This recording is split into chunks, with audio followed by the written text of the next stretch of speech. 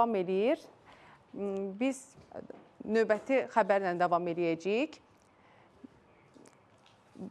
Bəli, demək ki, Əmək və Əhalinin Sosial Müdafiəsi Nazirliyinin tabeliyində Dövlət Məşğulluq Agentliyi Zəngilan rayonunun Ağalı kəndində növbəti əmək yarmarkası keçirib.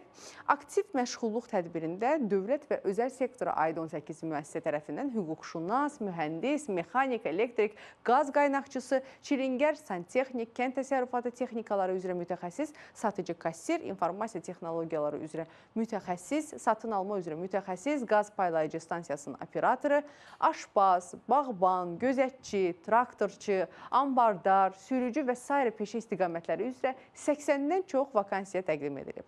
Yarmarkaya qatılan vətəndaşlara vakansiyalar və iş öhdəlikləri haqqında məlumat verilib. Müraciət edən şəxslərin CV-ləri qəbul edilərək nəzərdən keçirilib və uyğun namizədlərin qeydiyyata aparılıb. İştirakçılara işğaldan azad olunmuş ərazilərdə icra olunan digər aktiv məşğulluq tədbirləri ilə bağlı da məlumat verilib. Bəli, əziz tamaşaçılarımız, biz isə muğamın uğrundan danışacağıq. Çünki bu bizim fəxr mənbəyimizdir.